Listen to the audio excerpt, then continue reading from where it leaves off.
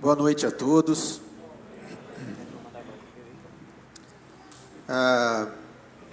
Como vocês puderam notar pelo testemunho do Antônio, na verdade a gente vem passando por uma série de testemunhos que tem de verdade impactado a igreja. Põe um pouquinho de grave na minha voz, mas não muito. Pode ser, você sabe achar hertz aí? Põe uns 200 hertz aí, por favor. Mas não muito, põe tipo 1 decibelzinho só.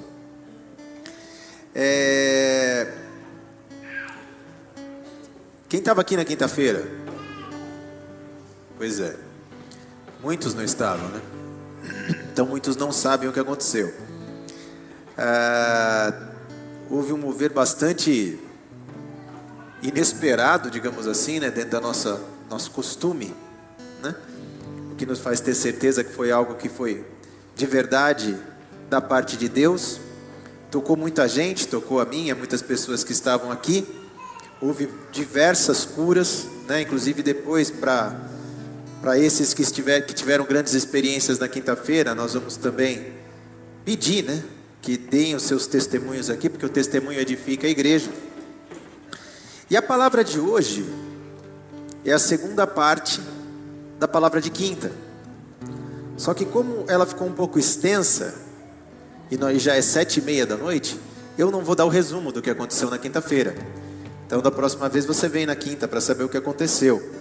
O mais interessante é que essa palavra, que é a segunda parte da palavra de quinta-feira, Deus me deu antes da palavra de quinta-feira. Então não tem como duvidar de que Deus está no negócio, né? Porque só Ele mesmo para me dar a parte B primeiro que a parte A, né? Eu nem imaginava que ia ter duas partes também. Deus vai nos surpreendendo com essas coisas. Então eu peço que todos façam o máximo para prestar bastante atenção, inclusive para compensar o não conhecimento do que foi dito na quinta-feira. Amém? Vamos orar. Senhor Deus, em nome de Jesus Cristo, Pai, eu quero primeiro te agradecer, Senhor, pela tua graça, pela tua misericórdia, pela forma como o Senhor tem tratado com as nossas vidas, sempre com total fidelidade, um amor que é realmente constrangedor, com muita misericórdia, com muita graça, Pai. Isso tem nos transformado, Senhor. Te agradeço por estar, meu Deus, esse ano renovando a nossa compreensão, Pai, e inclusive reformando a nossa compreensão em relação, meu Deus, a como se dá a interação ou o relacionamento propriamente dito entre o Pai e os seus filhos, meu Deus. Eu te agradeço, Pai, mas te peço também que o Senhor nos ajude, meu Pai, a essa noite, nos concentrarmos na Tua Palavra, com a devida reverência, Senhor, estarmos prontos e abertos para receber a Tua orientação, para receber o Teu alimento, Pai, e sermos nutridos de verdade pelo Teu alimento, Senhor, de forma que nós possamos sair, Senhor, bem mais esclarecidos, meu Deus, e bem mais, meu Pai, endireitados no Teu propósito, Senhor. Por isso, meu Deus, é através do nome do Teu Filho, Jesus Cristo, que eu repreendo toda desatenção, toda sonolência, toda irreverência, toda busca no celular pelo resultado do time. Em nome de Jesus Cristo, Senhor, e que nós possamos, nessa noite, meu Deus, da forma mais reverente e mais humilde e ingênua possível, como no exemplo que o presbítero Fabrício deu em relação às crianças que, na sua simplicidade, buscam a Deus e creem em Deus sem obstáculos, sem reservas, meu Deus, sem condições, Pai, que nós possamos da mesma forma, a começar por mim, Senhor, não só entregar, como também receber a Tua Palavra, Pai, sem distorção, Senhor, e sem desperdício, crendo, meu Deus, na Tua soberania, Pai, e no Teu poder que é sobre todo poder. Eu oro e te agradeço em nome de Jesus, amém e amém. Desliga o celular, Antônio, ainda mais que hoje é seu último culto aqui. Não dá para ele não, hein? Deixa ele saber como é que está o jogo. No último culto, se você soubesse, ia saber que o Palmeiras perdeu para o Corinthians, era isso? Foi nesse culto que perdeu para o Corinthians? Era melhor nem saber, né? Ai, Jesus. Vamos lá, então. Olha só. Nós vivemos numa época deveras interessante. Por quê?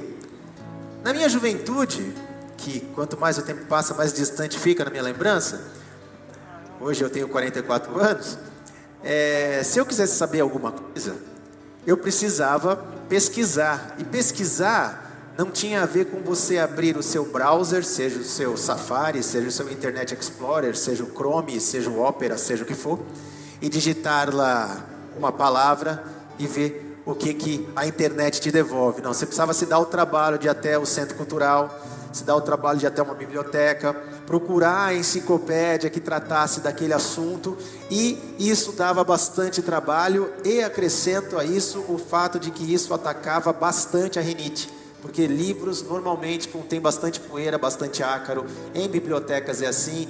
Então você tinha que passar por uma série de espirros, por muita coriza, por muito nariz escorrendo, para conseguir obter uma informação. E poucas eram as vezes que você tinha de verdade a oportunidade de reter aquela informação na sua prateleira, porque era caro você ter uma enciclopédia. Eu lembro que Barça, por exemplo, era uma enciclopédia assim, super respeitada, e quem tinha uma enciclopédia completa da Barça era uma coisa que falava assim: uau, meu cara tem uma Barça, né? Era um montão de livro, que hoje em dia não ocupa, sei lá, 100 megas de um pendrive de 32 gigas, né? Então você imagina o absurdo, né? A diferença, o salto que nós demos, né? Só que isso traz uma questão problemática. Por quê? É óbvio que a facilidade de você pesquisar alguma coisa na internet te dá acesso a todo tipo de opinião. A enciclopédia Barça, ela não era todo tipo de opinião, era um conjunto de informações que havia sido organizado e estabelecido por autoridades e por especialistas que eram mundialmente reconhecidos. Então todos os grandes conhecedores do assunto atestavam que o que continha lá, de fato, era o melhor que a ciência e que, enfim, que o conhecimento humano tinha conseguido disponibilizar para que nós, réis mortais, pudéssemos acessar, né?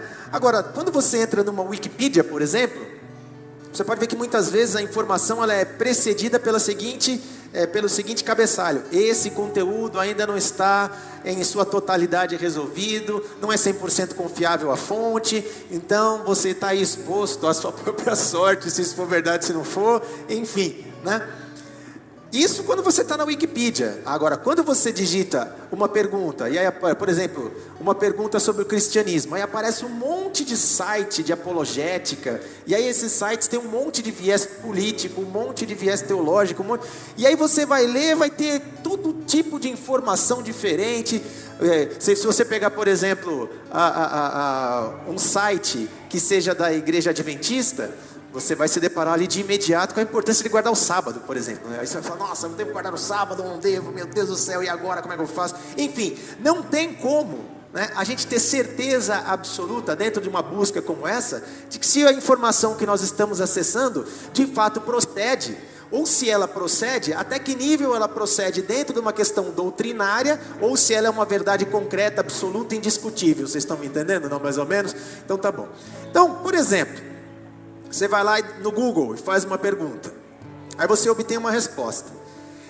Essa prática, ela gerou um comentário, acho que foi do Dr. Jordan Peterson, que falou o seguinte: falou assim, hoje em dia você tem que perguntar para a pessoa, quando ela te responde a respeito de um conceito, o seguinte: você sabe isso que você está me falando? Quer dizer, isso que você está me falando, essa resposta que você está me dando, é fruto de algo que você aprendeu, é uma sabedoria que você realmente adquiriu, portanto você detém esse conhecimento, e por isso você está me respondendo algo que de fato você abarcou, ou você sabe disso daí, você está respondendo alguma coisa que você leu no Google simplesmente, não é uma verdade, não é uma coisa que você internalizou, não é uma coisa que fez sentido na totalidade para você. Então você sabe ou você Google, entendeu não?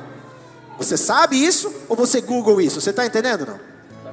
Então vamos seguir adiante. A diferença entre saber e googlar, que é o verbo que eu inventei para quem procura no Google simplesmente, é a diferença entre o superficial e o profundo. Diga: superficial e o profundo. O superficial, ele faz parte de uma mentalidade que há décadas tem destruído, tem colocado em risco o desenvolvimento intelectual e físico da humanidade. E isso começa com a cultura do fast, que vai ser representado nesse momento pelo fast food. Quem aqui já foi num fast food? Levanta a mão. Quem nunca foi? Só para saber se alguém nunca foi. Mais fácil, né? A senhora nunca foi no fast food, dona Graça? Nunca. Nunca comeu um hambúrguer? Então já foi. Deixa eu colocar numa situação mais clara aqui. Já comeu pastel na feira alguma vez? Então comeu fast food já. Fast food tipo uma comidinha rápida, assim, coxinha, a senhora já comeu? Ah, é? Então, era a última esperança da gente, era a dona Graça. Lá se foi a nossa esperança. O que é o fast food? Fast food é aquele ranguinho rápido, aquele McDonald's, né? Para que serve o McDonald's? Para que serve o pastel? Sem querer acabar com o comércio que está acontecendo aqui na frente agora. Não, nosso pasteleiro, não, calma, eu não cheguei lá ainda, calma. Pasteleiro, por favor, abrir uma pastelaria em frente à igreja Bola de Neve. Como também a ação do Flame, né? Venha se nutrir aqui no Flame, comendo pastel. Para que serve? Só serve para encher a barriga. Certo? Só serve para encher a barriga, aumentar o tamanho da pança. É para isso que serve o fast food. Para aumentar o tamanho da pança e entupir as veias. É para isso que serve o fast food. Nesse mesmo conceito de pouca utilidade, para não dizer inutilidade, e de insalubridade inconsequente, nós podemos classificar o que eu chamo de, você vai repetir comigo? Fast knowledge. Não entendi? Fast knowledge. No final. Fast knowledge. Quem vai falar pistache? Você vê de pistache. Fast knowledge. O que significa fast knowledge? Conhecimento rápido. Quem inventou essa palavra? Eu não sei se ela existe, fui eu que inventei. Esse termo que eu inventei, muito sabiamente, que tremenda criatividade, foi a ideia que eu tive para descrever aquele conhecimento que as pessoas obtêm lendo orelha de livro. Sabe o que é orelha de livro? Orelha de livro é aquela dobrinha que tem na página, para você marcar as páginas do livro. No lugar de você ler o livro, você lê a orelha, e lendo a orelha você fala, ah, entendi. Próximo livro. Fala, mas você não leu o livro? Não, mas eu li a orelha. E ali tem um panorama geral de tudo o que eu preciso saber sobre esse livro, portanto, para que ler o livro? Me dá um resumo que eu já logo entendo. Então, olha só, a combinação do fast food, que é a comida rapidinha, com o fast knowledge, é tudo o que o inimigo precisa para destruir a sua e a minha vida. A declaração mais famosa na Bíblia, creio eu, que representa muito bem isso, é a de Jesus Cristo, em Mateus 4, versículo 4, em que ele cita Deuteronômios 8, versículo 3, que diz, nem só de pão viverá o homem, mas de toda a palavra que sai da boca do Senhor. O significado dessa passagem ou desse versículo, não é só a comida que sustenta o homem, mas é o conhecimento da verdade que sustenta o homem. É isso que faz com que o homem tenha condições de permanecer, suportar as intempéries, as contrariedades e prevalecer. Agora, na cultura atual, na vida que nós vivemos hoje, nós poderíamos adaptar essa passagem para nem só de pão viverá o homem, porque o pão também é só muito pouco, e acrescentar que nem só de pão viverá o homem, mas de 2 hambúrgueres, alface, queijo, molho especial, cebola e picles num pão, aí sim com gergelim. E você sabe por que poucas pessoas riem disso que eu falei? Porque esse foi a primeira campanha que o McDonald's fez quando entrou no mercado brasileiro. E se você é jovem, você não tem ideia que essa foi a primeira campanha, porque isso era uma musiquinha que era cantada assim: 2 hambúrgueres, alface, queijo, molho especial, cebola e picles num pão com gergelim. Quem conhece essa musiquinha? Levanta a mão. Ah, você conhece? Por quê? Como que você conheceu? Ah, meu Deus do céu, vai me dizer que você tem 30 anos e está super conservada. Não é possível, negócio. Não, mas é só assim, senão você não conheceria. A cultura atual tem essa noção, assim, fala assim, cara, na boa, existem bons motivos para eu viver de fast food. Vou te dar um bom motivo. A gente vive cheio de atividade. Hoje em dia não é como antigamente, que se eu quisesse falar com o meu chefe no meu trabalho, eu teria que parar o meu carro na rua, procurar um orelhão, esperar na fila, pegar as minhas fichas, colocar no orelhão, ligar. Eu lembro que na minha infância, meu pai me mandava no banco, falava: filho, vai pegar o meu talão de cheque. Maluco, chegava naquele balcão ali, você ficava esperando uma cara no balcão. No balcão assim, ficam os caixas ali, tinha um balcão no Bradesco assim, lá no Jabaquara.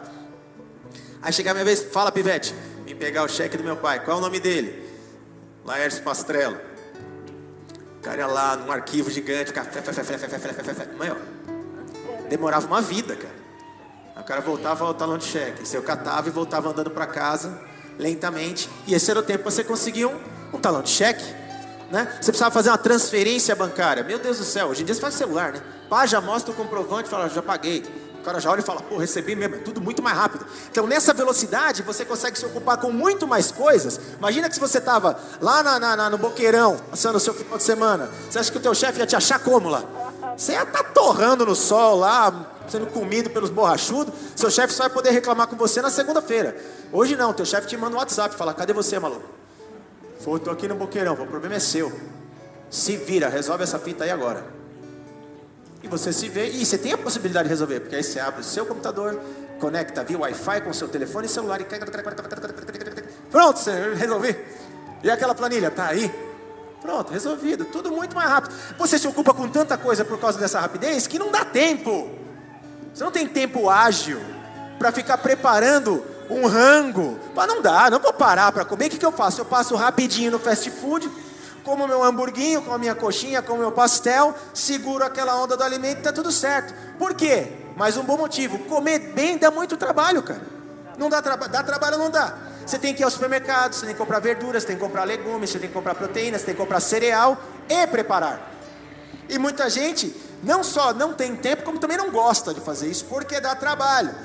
E em última instância você ainda vai falar assim: não, McDonald's não faz tão mal assim. Afinal de contas é 100% carne bovina. Diferente de que muitos diziam há um tempo atrás que era feita de carne de minhocossu. Quem já ouviu falar dessa lenda? Tá vendo? Você já viu uma minhocossu alguma vez na vida? Não? Então não quero nem saber o que é. Quantas pessoas que não sabem ou não gostam de fazer comida e vivem de comer lanche ou de fazer macarrão, tipo miojo, né? Sabe o que é miojo? Miojo é gordura em forma de cabelo ondulado. É sério, é uma gordura que você põe na água quente ali e come a gordura. É isso aí, com um troço que dá um gosto. Nossa, me lembrei de uma coisa sinistra. Enfim. Você sabe que um corpo mal nutrido, ele desenvolve problemas sérios, cara. Problemas inclusive emocionais. Não é só o problema pro físico, pro seu organismo.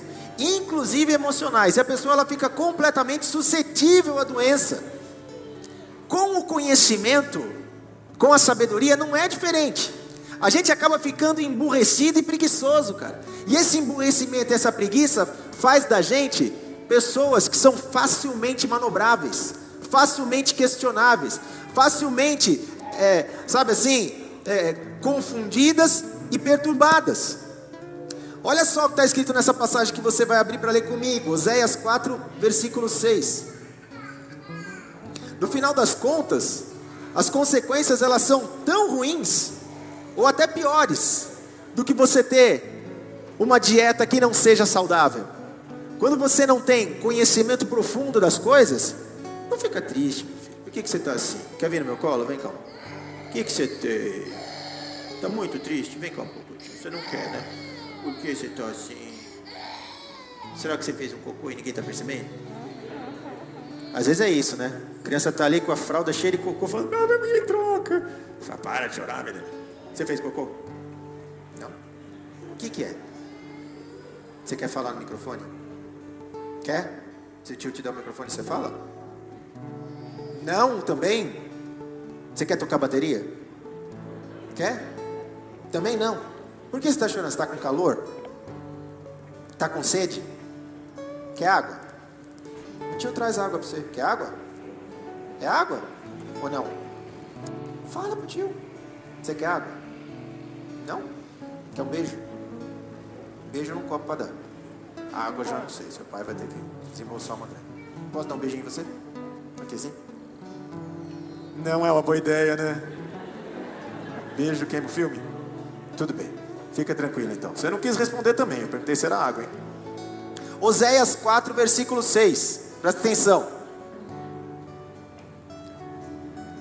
O meu povo foi destruído porque lhe faltou o conhecimento. E porque tu rejeitaste o conhecimento, também eu te rejeitarei, para que não sejas sacerdote diante de mim. Visto que te esqueceste da lei do teu Deus, também eu me esquecerei de teus filhos. Sério essa declaração. Você vê como é lindo, como se encaixa na pregação de quinta-feira, mas como você não veio, nunca saberá. Então olha só a coisa interessante. Por esses dias atrás aí, eu fui ao médico.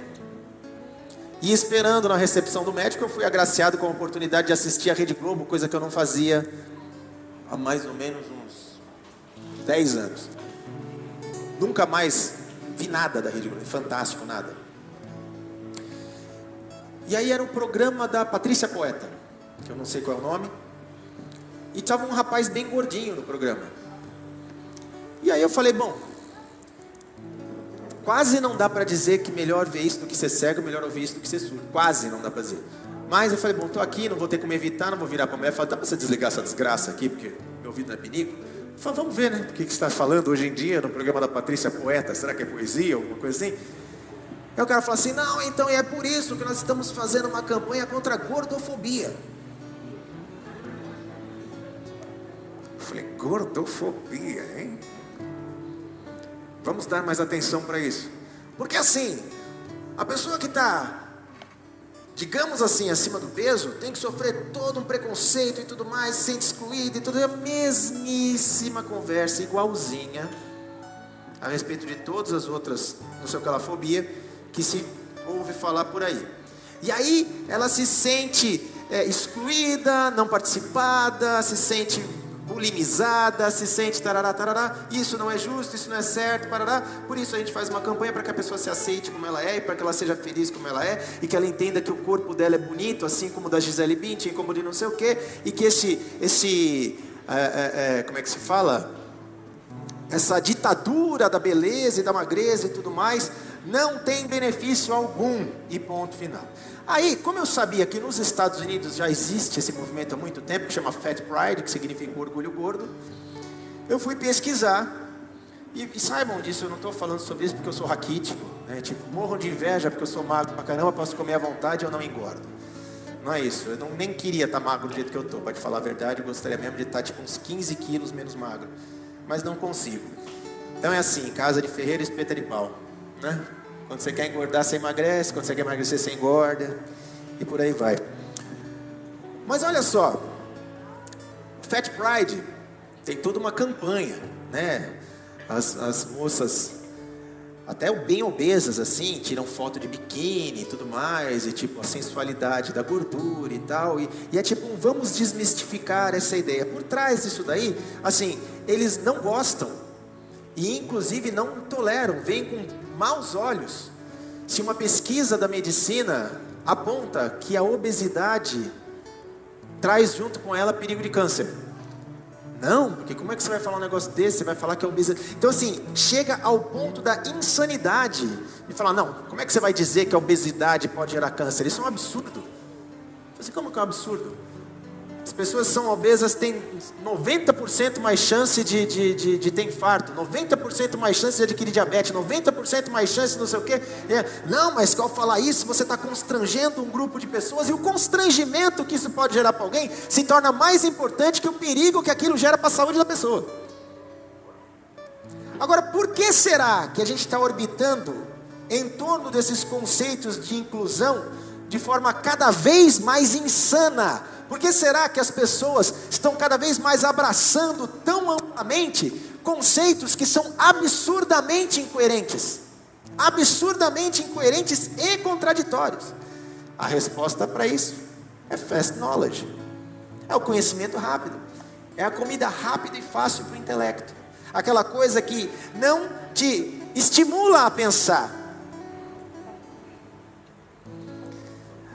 Ao mesmo mesmo tempo que o fast food tem gerado nações inteiras de indivíduos que estão acima de um peso saudável, o fast knowledge, por sua vez, tem gerado nações inteiras de raquíticos intelectuais. Mas por que será que esse conhecimento rápido é tão mais palatável para a gente do que um conhecimento concreto, profundo? Também é fácil de responder essa. Porque conhecer, se aprofundar no assunto, não dá só trabalho, mas coloca a gente numa condição de ponderação sobre assuntos que muitas vezes são incômodos para a gente. Eu não quero ponderar a respeito disso, porque incomoda as minhas escolhas, as minhas convicções. Aprender a diferenciar que focinho de porco não é tomada dá trabalho, cara. Dá trabalho, e muita gente não está afim de aprender a diferença entre uma coisa e outra. E esse é o problema com o que a gente tem ouvido falar, inclusive o Bolsonaro falou no discurso de posse. Nós vamos lutar contra o politicamente correto, ok? Essa praga está acabando com a nossa nação. É ou não é? O cara falou no discurso de posse, né?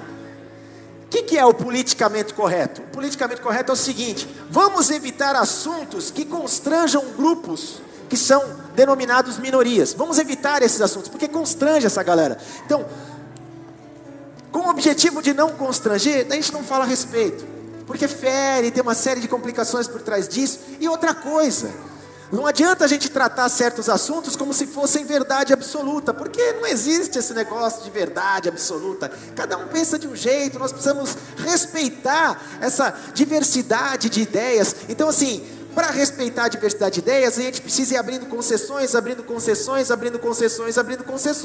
até chegarmos no ponto da pessoa que diz que ela não é gente, ela se identifica com um canguru e ela quer ser tratada como um canguru. Isso, na década de 70, a pessoa iria parar no hospício. Hoje em dia, é visto com olhos de ternura, tipo, puxa vida, essa pessoa se identifica como sendo um canguru. Aí ela vai entrar na sua casa fazendo assim, seu filho vai ficar olhando aquilo e falando: nossa, que piração é essa, velho? É o senhor canguru, acabou de chegar aqui, mas parece uma pessoa. Não fala isso, que falta de respeito, você é louco? Como assim? Só porque anda que nem gente, tem corpo que nem gente, só porque parece um ser humano não pode ser um canguru? Então, no politicamente correto, o que vale é o bem-estar momentâneo e pontual. Ou seja, o que vale no politicamente correto é falar o que a pessoa quer ouvir. Você está entendendo? Essa é a imagem do filho super protegido. Daquele filho que nunca desce para o playground, que não pode se envolver com nada, que está sempre ali. Não, peraí, não, papai cuida de você, o papai guarda de você. Não, peraí que eu cuido de você. Não, pode ficar tranquilo que eu... Não, pode deixar, achando que assim, eu vou guardar essa pessoa, e quando ela crescer, sem ter tido contato com nada, com nenhuma contrariedade, com nenhuma dificuldade, ela vai desenvolver uma capacidade do nada. De repente vai tomar uma pílula. Falar: já sei como é que lida com essa situação, como é que... Opa, peraí. Fala sério, né? Fala sério. A pessoa nunca entrou numa briga, nunca teve que se defender, nunca teve que reagir, nada. E aí? Aí morre o pai e a mãe, a pessoa fica ali: o que eu faço? Olha só. Ignorar a existência de uma coisa não torna essa coisa inexistente. Olha que coisa louca. Eu trabalho com música. Teve um ponto que foi um divisor de águas na minha carreira de produção musical. Eu tinha um sócio, eu era bem no comecinho, eu tinha 21 anos de idade. Tecnologia de áudio era uma coisa assim super inacessível naquela época. Mas o meu sócio, o pai era rico. E o pai comprou pra gente um equipamento que era tipo, nossa, velho, que era um gravador digital de 8 canais. Gravava para um HD. Aquilo para aquela época era tipo assim: nossa, nós temos um gravador digital, velho. Chamação de escape. E foi muito louco, porque o cara era um pouco mais velho que eu. Apesar do pai ter comprado o negócio para ele. Mas tudo bem.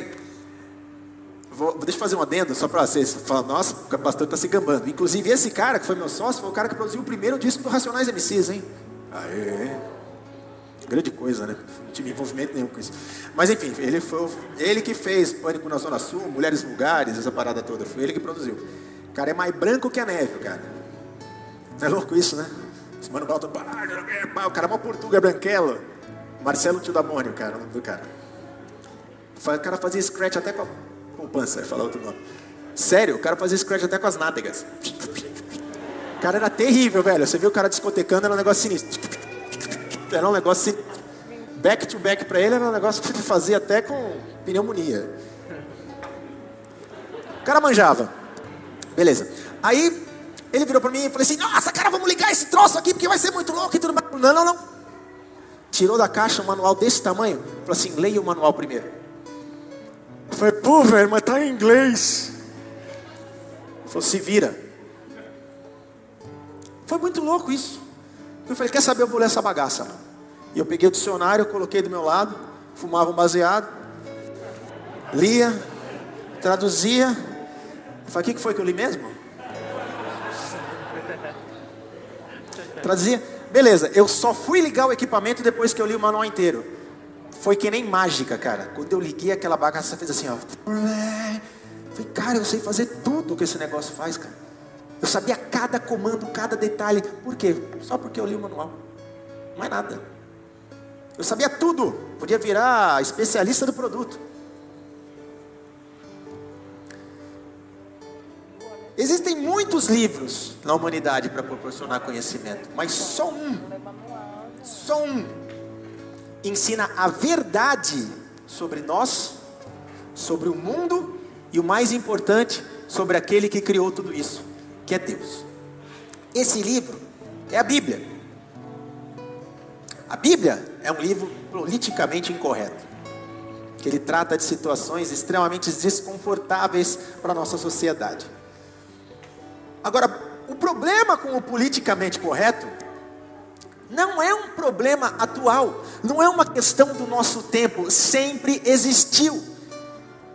Para te mostrar isso na Bíblia, eu vou ler um texto gigantesco e você vai ter saco de escutar o texto todo. 2 Crônicas, capítulo 18, do versículo 10 até o 27, o que significa que são 17 capítulos, é muita coisa. O que está acontecendo aqui? O rei Josafá, de Judá, portanto Israel do sul, ele era um rei aprovado por Deus, era um rei bacana. Porém ele teve a infeliz ideia de se casar com a filha de Acabe. Acabe era o rei de Israel do norte. Acabe foi o rei mais pilantra, mais safado, mais vagabundo que existiu. E Josafá casou com a filha dele, que era do povo ali e tal, é judia também, então vamos casar aqui e tal. E aí eles se aliançaram. E Israel do norte estava prestes a entrar numa batalha. E como era de costume, antes de se fazer qualquer movimento, se consultava a Deus através dos profetas. E aí, vamos para cima dessa batalha, que tribo que vai primeiro, nós vamos entrar por cima, por baixo, pelos flancos, como é que vai ser? E o profeta consultava a Deus e trazia a direção de Deus de como é que eles iam se engajar na batalha. Então a coisa se segue da seguinte maneira, versículo 5 de 2 Crônicas 18. Como que pode começar do 10 se eu estou no 5 aqui, né? Então tá, então é muito maior do que a gente esperava. Então o rei de Israel ajuntou os profetas, esse é Acabe ajuntando os profetas, 400 profetas ele chamou e disse-lhes: iremos à guerra contra Ramote Gileade ou deixá-lo-ei? E eles disseram: sobe, porque Deus a dará nas mãos do rei. E Josafá, que era um homem mais íntimo de Deus, olhou para aquele quadro, os 400 profetas falando tudo numa só voz, né? E acho que ele também conhecia um pouco da fama de Acabe, e ele falou assim para Acabe: vem cá, Acabe, não há ainda aqui um profeta de Deus assim, para que a gente possa consultar, não? Então o rei de Israel, portanto Acabe, disse a Josafá: ainda há um homem por quem podemos consultar o Senhor, porém eu o aborreço, quer dizer, não gosto desse cara, porque nunca profetiza de mim algum bem, senão sempre mal. Este é Micaías, filho de Imlá. E disse Josafá: não fale assim, o rei, chama o cara aí. Então chamou o rei de Israel a um eunuco e disse-lhe: traze aqui depressa a Micaías, filho de Imlá. E o rei de Israel e Josafá, rei de Judá, estavam assentados cada um no seu trono, vestido com suas vestiduras, e estavam assentados na praça à entrada da porta de Samaria, e todos os profetas profetizavam na sua presença. E Zedequias, um dos profetas, filho de Kenaana, fez para si uns chifres de ferro e disse: assim diz o Senhor, com estes ferirás aos sírios, até que todos consumirás irás. E todos os profetas profetizavam o mesmo, dizendo: sobe a Ramote Gileade e prosperarás, porque o Senhor a dará nas mãos do rei. E o mensageiro que foi chamar a Micaías lhe falou dizendo: Micaías, deixa eu te dar uma ideia, velho. Presta atenção. Eis que as palavras dos profetas, a uma boca, todos estão concordando, são boas para com o rei. Seja, pois, também a tua palavra como a de um deles, e fala o que é bom. Vem falar o que é ruim, né, Micaías? Vai queimar o filme, tá mau clima ali, o pessoal tá tudo empolgado para se engajar na batalha. Tá aquela, sabe assim, aquela palestra motivacional. Você vai conseguir, vocês são fortes. O que nós somos? Fortes. Quero vir mais alto, fortes. Quero vir mais alto, somos fortes. Vamos ganhar a batalha, vamos. Contra Ramote Gileade, sim. Ramote Gileade não é nada, vamos lá. E já é Micaías chegando, os caras, vamos lá, vamos entrar nessa batalha, vamos arregaçar todo mundo. E Micaías chegando assim, né? Não vai falar alguma coisa para quebrar esse clima. A galera está empolgada. Os caras estão querendo pegar as espadas e arregaçar com todo mundo lá de Ramote Gileade. Não vai estragar esse barato, Micaías. E aí Micaías falou assim para o cara. Ele falou: olha, vive o Senhor, que o que meu Deus me disser, isso falarei. Vindo pois ao rei, o rei lhe disse: Micaías, já, né? Espada afiada. Ele fala: Micaías, vamos lá. O que Deus está falando aí? Porque nós estamos para sair para quebrar todo mundo aqui. Vamos arregaçar a Ramote Gileade. Não vai sobrar ninguém. Micaías, iremos a Ramote Gileade à guerra ou deixá-lo-ei? E ele disse, Micaías falando: subi e prosperareis, e serão dados deve ter sido assim, né? Porque todo mundo estava: vai lá, vai lá. E aí você, Micaías, sobe lá. Vai prosperar sim. O papai ficou aquele silêncio, assim, todo mundo se entreolhando. E o rei lhe disse: até quantas vezes te conjurarei para que não me fales senão a verdade no nome do Senhor? Então disse ele: vi todo Israel disperso pelos montes, como ovelhas que não têm pastor. E disse o Senhor: estes não têm Senhor, torne cada um em paz para sua casa. Então o rei de Israel disse a Josafá: eu não te falei que esse cara não profetiza nada bem para mim, só mal? Disse mais, Micaías: pois ouvi a palavra do Senhor. Vi o Senhor assentado no seu trono, e a todo o exército celestial em pé, à sua mão direita e à sua esquerda. E disse o Senhor: você imagina os 400 profetas, os reis sentados no trono. Você imagina a cena, na sala do palácio, os tronos, os reis nas suas vestes reais, todos os caras segurando chifre de ferro na cabeça e tal. Eu ficava falando: não é só isso, deixa eu te lançar a real do que está acontecendo aqui. Olha isso. Vi o Senhor assentado no seu trono, e todo o exército celestial em pé, à sua mão direita e à sua esquerda. E disse o Senhor: quem persuadirá Acabe, rei de Israel, a que suba e caia em Ramote Gileade? Disse mais: um diz desta maneira e outro diz de outra. Então saiu um espírito e se apresentou diante do Senhor e disse: eu o persuadirei. E o Senhor lhe disse: com quê? E o espírito respondeu: eu sairei e serei um espírito de mentira na boca de todos os seus profetas. E disse o Senhor: tu persuadirás e também prevalecerás. Sai e faz-o assim. Então, o que Micaías estava falando lá? Vocês estão falando através de um espírito mentiroso. E foi Deus que permitiu que esse espírito entrasse na vida de Deus. Ele desmoralizou os 400 profetas na frente dos 2 reis, na cara larga. O bicho tem que ser muito macho, né? Tem que ter muito Deus no coração. Agora, pois, eis que o Senhor pôs um espírito de mentira na boca desses teus profetas, e o Senhor falou o mal a teu respeito. Então Zedequias, o cara que tinha feito os chifrinhos lá, filho de Quenaana, se chegou e feriu Micaías no queixo. Então você imagina que ele deu um murro na cara de Micaías. E disse: por que caminho passou de mim o espírito do Senhor para falar a ti? E disse Micaías: eis que o verás naquele dia, quando andares de câmara em câmara para te esconderes. Então disse o rei de Israel: tomai a Micaías e tornai e levá-lo a Amon, o governador da cidade, e a Joás, filho do rei. E direis: assim diz o rei: metei esse homem na casa do cárcere e sustentai-o com pão de angústia e com água de angústia, até que eu volte em paz.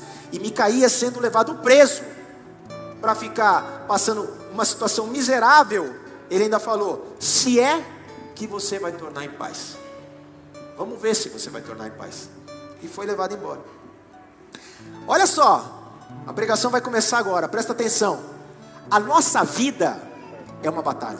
Nós estamos em guerra nesse momento. Todos nós estamos envolvidos numa guerra ferrenha em diversas áreas das nossas vidas, e a guerra é incessante até o último dia da nossa vida. Não é de se surpreender que quem está no meio de uma batalha como a nossa, que batalha é essa? A luta da carne contra o espírito, a luta do bem contra o mal, a luta do certo contra o errado. Não é de se surpreender que quem está em meio a uma batalha, quem está em meio a uma guerra, busque orientação para que possa prevalecer, para que possa alcançar êxito. É ou não é? Mas a vitória não acontece para alguém só porque eu quero prevalecer.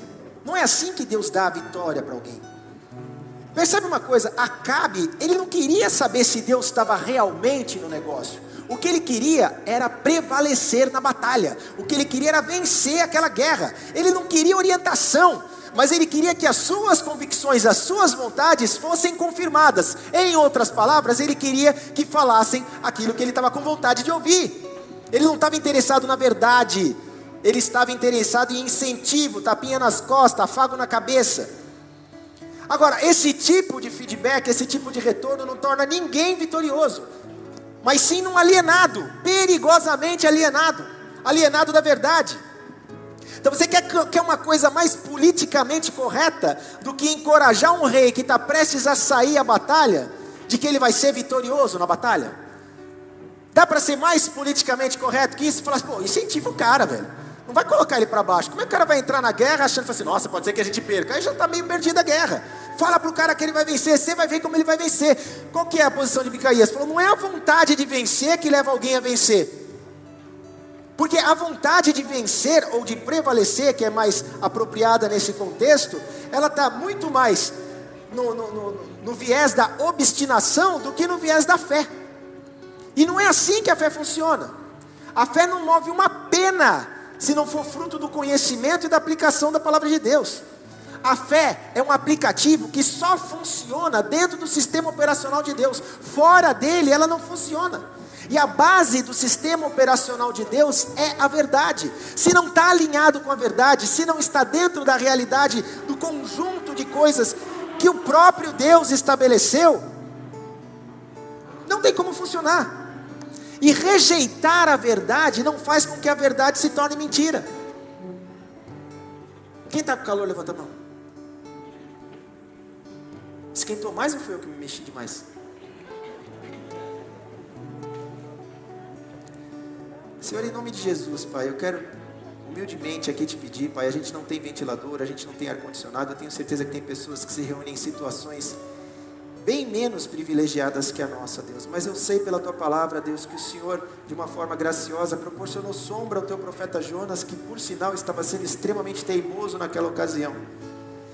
E eu queria te pedir, Senhor, humildemente, que o Senhor pudesse, Pai, com a Tua boca, Senhor, soprar, meu Pai, um vento de refrigério sobre nós aqui, meu Deus, para que a gente possa, meu Pai, nos concentrar melhor na palavra, Senhor, porque fica muito difícil manter a concentração com um calor desse, Senhor. Que o Senhor, pela Tua misericórdia, possa trazer, meu Deus, um alívio, Senhor, uma queda nessa temperatura, meu Deus, seja por um vento, seja pelo que for, Senhor, eu te peço em nome de Jesus. Amém. Essa passagem, 2 Crônicas, fala escancaradamente dessa mentalidade do politicamente correto. Olha só, como a fé é diferente de obstinação. A obstinação, preste atenção, ela abre mão da justiça para ser vitoriosa. A obstinação é aquela mentalidade de os fins justificam os meios.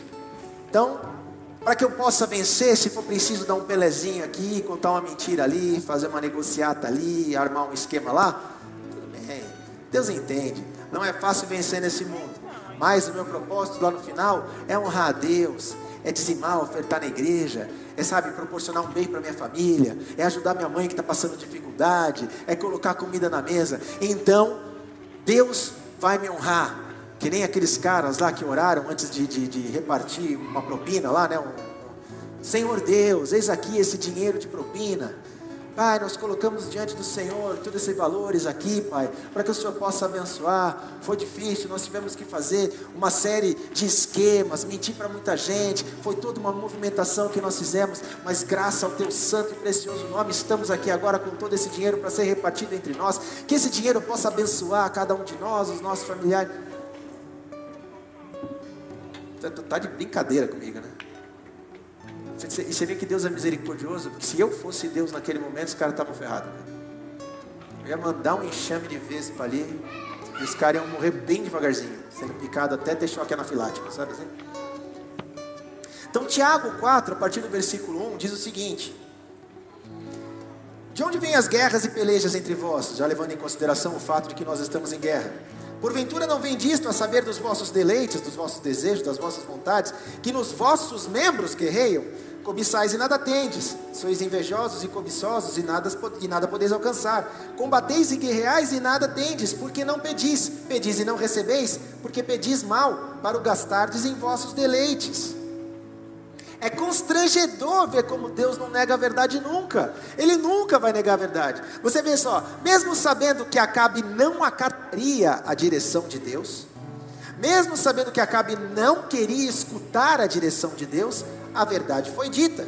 E Micaías sabia que ele ia pagar um preço alto por ser politicamente incorreto. Assim como João Batista também sabia que ia pagar um preço alto por virar para o rei e falar: rei, não te é lícito se ajuntar com a esposa do teu irmão. Você está adulterando. Ele pagou um preço caríssimo. Jesus pagou o preço mais caro de todos por não ser um cara alinhado com a hipocrisia da religiosidade. Atos 5 deixa isso muito escancarado. Presta atenção. Versículo 17.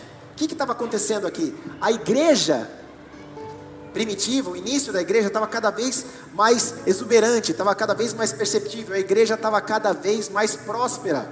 Estava crescendo, milagres acontecendo sem parar, e a fama da igreja, do movimento cristão, estava se expandindo extremamente rápido.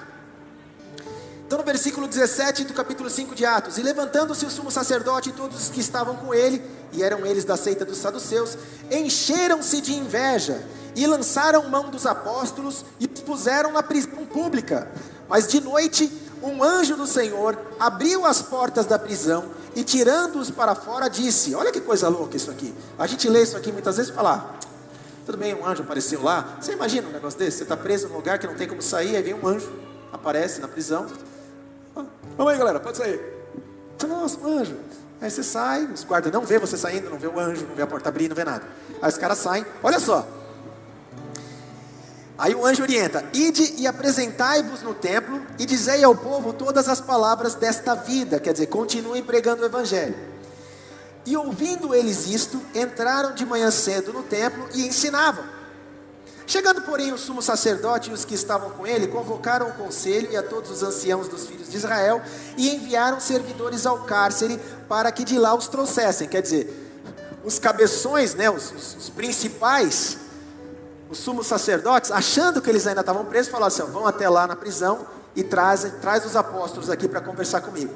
Mas tendo lá indo os servidores, não os acharam na prisão, e voltando lhe anunciaram, dizendo: achamos realmente o cárcere fechado, com toda a segurança, os guardas que estavam fora, diante das portas, mas quando abrimos, ninguém achamos dentro.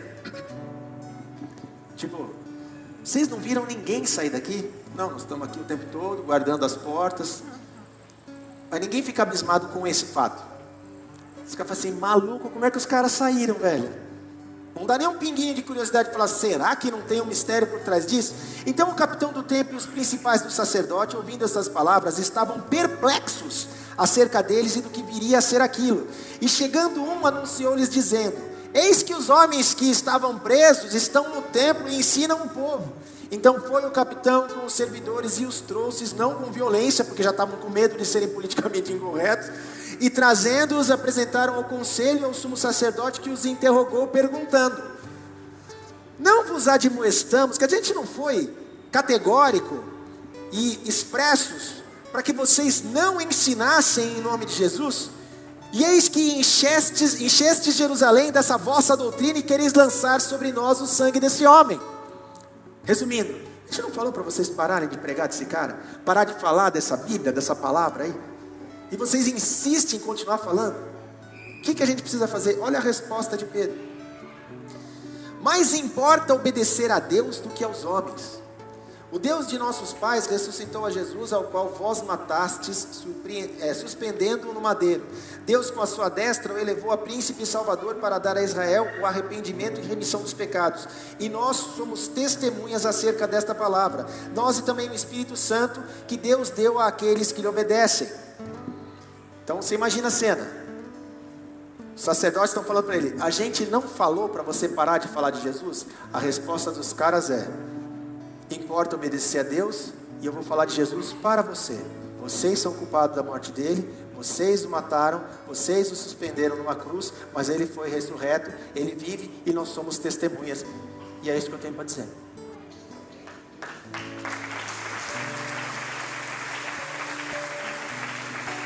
Dá para ser mais politicamente incorreto que isso? É absurdamente politicamente incorreto, é ou não é? Oh, que coisa mais mala. Agora preste atenção numa coisa.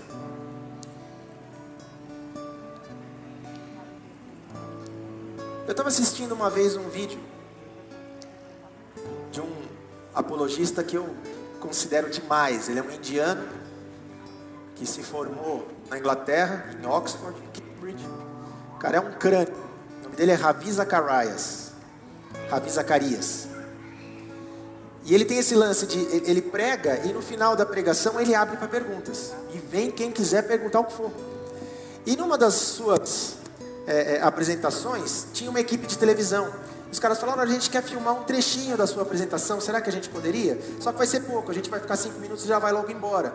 Ele falou: olha, se você não perturbar na hora de sair, pode ficar assim. Só que a mulher foi ficando, a repórter, ela foi ficando tão impressionada com o conteúdo do que ele realmente não tem como não ficar, que ela resolveu ficar a apresentação toda, inclusive no período de perguntas e respostas. E aí depois que terminou tudo, ele viu que eles estavam lá ainda, ele se aproximou e falou: puxa, vocês não foram embora? Ela falou: não fui. Será que eu poderia te acompanhar até onde o senhor está hospedado? Ele falou: lógico. E no caminho ela virou para ele e falou assim: eu posso te fazer uma pergunta? Ele falou: oficialmente ou extraoficialmente? Ele falou: não, extraoficialmente, é para mim mesmo. Eu falei: pode? Ele falou: por que vocês cristãos defendem com tanta veemência o racismo, mas tem preconceito com o homossexual? Aí ele falou assim: é interessante a forma como você formou essa pergunta, porque o racismo é, né, uma atitude, né, uma ação, e o homossexual é uma pessoa. Você não falou assim: por que vocês têm problema com o racismo e com o homossexualismo? O que ele quis dizer com isso? Você é homossexual. Para estar perguntando isso, você está se sentindo excluída e isso te dói. Então deixa eu te responder a coisa da seguinte maneira. Essas são as palavras dele. Raça, para o cristão, sagrado. Foi Deus quem estabeleceu as raças, as etnias. Para nós, a raça é sagrada. Por isso que nós tratamos a raça da maneira como nós tratamos. Se você é afrodescendente, se você é japa descendente, se você é, sei lá que raio descendente, foi Deus que estabeleceu isso, né? Então isso é sagrado. Da mesma forma, nós entendemos o sexo. O sexo é sagrado. Então entenda como é a compreensão da sacralidade do sexo. O sexo começa com um propósito principal. Foi Deus que estabeleceu. O propósito principal e primeiro do sexo é preservação da espécie. Só um homem e uma mulher podem reproduzir um ser humano.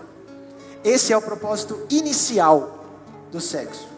O segundo propósito é o estabelecimento da intimidade, dentro da maior manifestação de amor que existe. Deixa eu te explicar uma coisa, isso é ele falando. No português, assim como no inglês, que era a língua que ele estava falando lá, só existe uma palavra para amor, amor. Mas No grego, existem 4. Ágape, filia, storge e eros. Ágape é o amor de Deus, incondicional, o amor divino. Filia é o amor entre amigos. Storge é o amor parental, da família. E eros é o amor romântico, sexual. O casamento é o único relacionamento que existe capaz de contemplar todos eles. Olha a profundidade do que o cara falou. Sendo que o storge é gerado dentro do casamento. Porque o amor entre o homem e a mulher gera filhos. Então, esse é o nível de respeito que nós temos com o sexo. Não só em relação ao estilo de vida homossexual, ao estilo de vida heterossexual também. Porque o que a igreja prega é que a sexualidade é santa.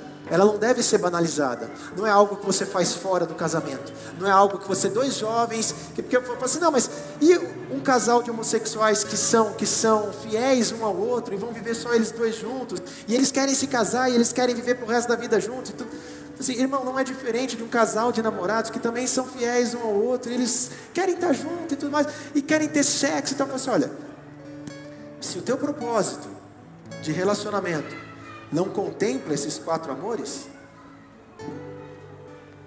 não é sagrado, não está dentro então não tem como, só para não ofender, só para, puxa vida, olha como vai ficar chato, mas essa pessoa é tão legal, mas essa pessoa, eu nunca vi um homossexual mais legal que essa pessoa. Assim, eu conheço ateus, homossexuais, espíritas, que colocam o evangélico no chinelo, pessoa que vai em centro de umbanda, que a gente fala muitas vezes tão mal, que coloca a gente no chinelo. Paz de espírito, tranquilidade, agregar pessoas, coloca no chinelo. Só que a questão não é o quanto uma pessoa que não professa Jesus Cristo é melhor do que outra que professa, mas o quanto isso está alinhado com a verdade. E por que isso perde o sentido? Porque as pessoas não têm mais um conhecimento profundo a respeito do sentido das coisas. É tudo superficial. É tudo uma opinião que foi sendo distorcida atrás de outra opinião que foi distorcida. Aí todo mundo começou a falar um monte de bobagem, outro começou a acreditar. E isso começa, essa história de banalizar o propósito do sexo ser uma extensão, uma celebração do casamento, acontece a partir do momento que o divórcio se torna permitido. A partir do momento que o divórcio se torna uma opção saudável para a sociedade, abriu precedente para que todo o resto acontecesse. Então não se surpreenda só com o fato de que após o divórcio o casamento entre 2 pessoas do mesmo sexo esteja caminhando para ser aprovado, mas igualmente será aprovado o casamento de pessoas com animais, casamentos de pessoas com coisas. Vou me casar com uma selga, vou me casar com um repolho. Estou te falando sério, porque vai caindo num nível de contradição. E se pode tal coisa, por que não pode isso? Se pode isso, por que não pode o outro? E vai relativizando, e a coisa vai perdendo sentido. Essa é a diferença entre o conservador, entre o pensamento conservador e o pensamento revolucionário. Porque o pensamento revolucionário fala, não, a gente precisa progredir, não dá para continuar assim. E é por isso que Jesus Cristo falou, vós sois o sal da terra. Nessa terra, quem conserva o alimento, quem conserva o conhecimento, somos nós. Só que para nós fazermos isso, nós temos que ter o conhecimento, porque senão vira mera opinião. Não pode porque é pecado. Mas por que é pecado? Porque é pecado. Pô, você não convence ninguém desse jeito. Você não toca o coração de ninguém com isso. Então você percebe coisas como, por exemplo, nos Estados Unidos, um judeu tem uma confeitaria. Isso aconteceu, pesquise no Google. Chegou um casal lá, 2 homens. O senhor faz bolo para casamento? Faço, sim senhor. O senhor pode fazer um bolo para o meu casamento? E o cara do lado ali, só que nem se tocou aqui. O marido estava do lado, a esposa, não sei. Aí eu falei, faço. Ele falou assim, então a gente queria colocar 2 bonequinhos no topo, meu e dele. Aí ele falou, puxa vida, me perdoe, mas a minha religião não permite fazer isso. Eu sou judeu. Esse cara sofreu o processo até não aguentar mais. Sofreu o processo até não aguentar mais. Os caras queriam acabar com a confeitaria do cara. Como você ousa me discriminar? Agora, olha que coisa louca isso que eu vou falar para você. Existem 3 tipos de governo. O teônomo, que é onde a lei de Deus é o que vale. Nomo é lei, teo é Deus. Existe o heteronomo, que é onde a lei do homem é a que manda, que é por causa das ditaduras, como Coreia do Norte, essas coisas. E existe o autônomo, que é cada um define sua própria lei, que é onde nós estamos vivendo no momento. O que é bom para você não é bom para mim, o que é bom para mim não é bom para você, e cada um na sua e tudo mais. Agora olha que coisa louca, olha como a autonomia é uma mentira. O que é bom para você não é bom para mim, o que é bom para mim não é bom para você, então cada um tem a sua lei, beleza. Aí eu chego na minha autonomia e falo, você faz um bolo de casamento para mim, para eu casar aqui? Eu falo, desculpa, a minha religião não permite. Imediatamente você me cerceia da minha autonomia e estabelece uma heteronomia, onde diz, então você está ferrado. Fala assim, cadê minha autonomia então? Você tirou minha autonomia? Só você tem autonomia, então não existe autonomia, é heteronomia. Você está querendo mandar em mim. E por que a gente não tem compreensão disso e não consegue debater? Fast knowledge. Você entende, não? Conhecimento rápido, conhecimento raso. Por que muita gente detesta ir à igreja? Ou arruma um monte de desculpa?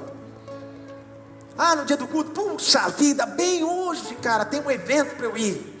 Aconteceu bem hoje. Bem hoje, cara, nossa, que coincidência terrível. Nossa, tá um calor naquela igreja, não está dando para ir lá. Por quê?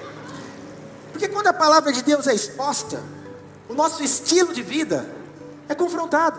Não tem como não ser confrontado. Então o que eu posso fazer para diminuir o desconforto?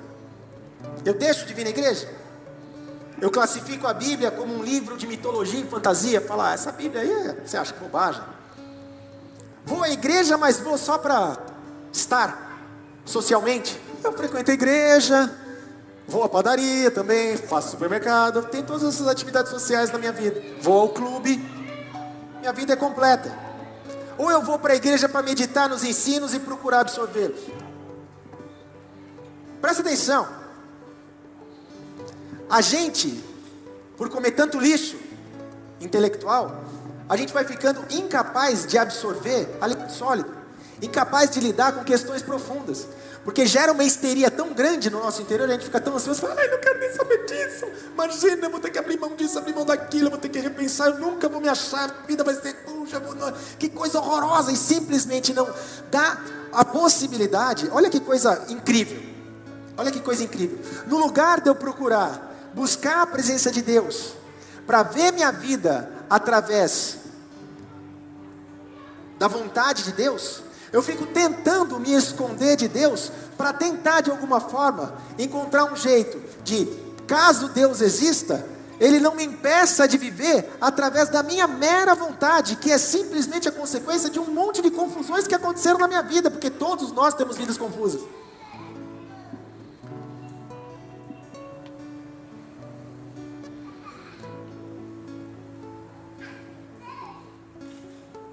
Está acabando.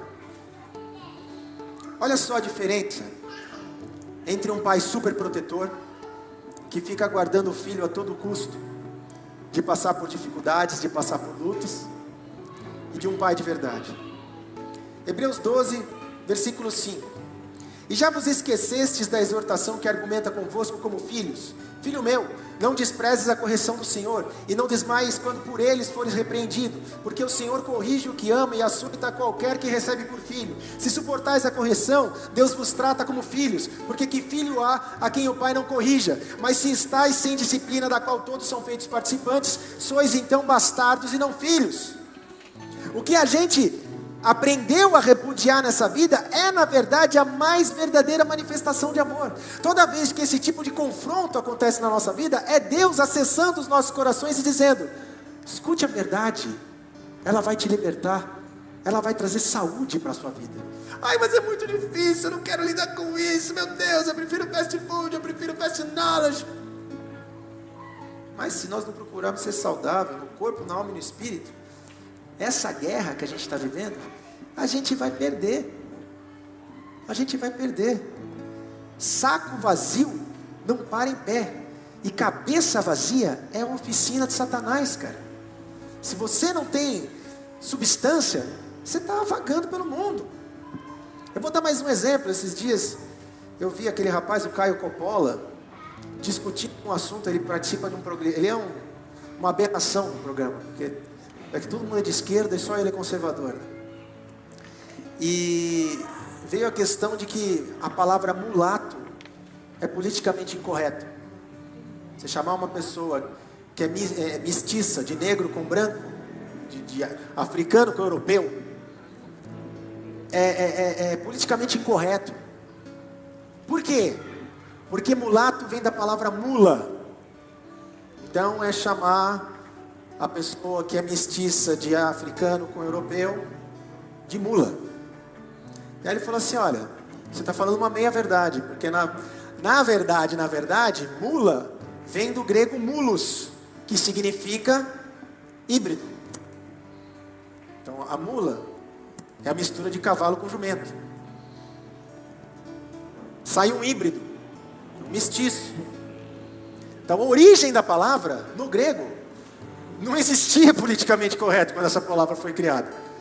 É a mistura de duas espécies, de duas raças, né? Não tem maldade nenhuma, não tem intenção de maldade alguma por trás disso. Só que o ignorar a origem da palavra, a etimologia dessa palavra, gera essa ideia rasa. Não, mas só colocaram esse nome para diminuir, falando a pessoa que é mistura de branco com negro é burra.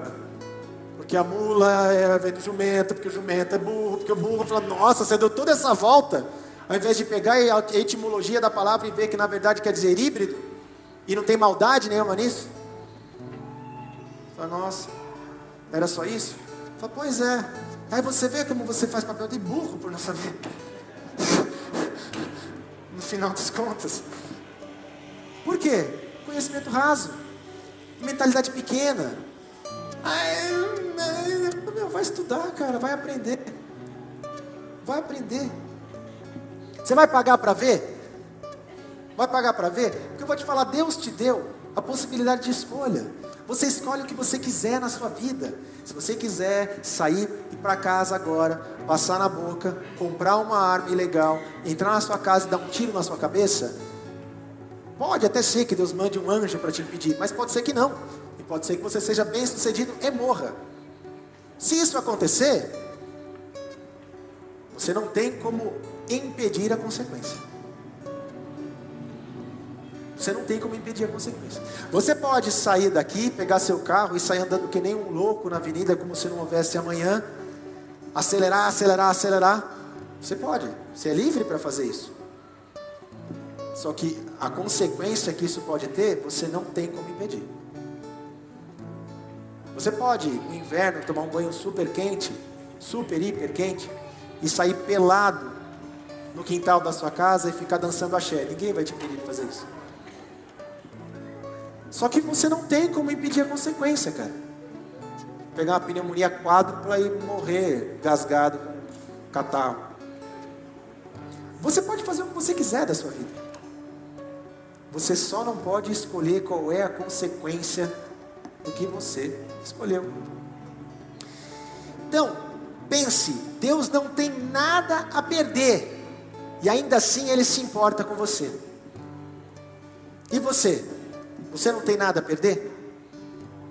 E aí eu te pergunto, você se importa? Curva a tua cabeça e fecha teus olhos.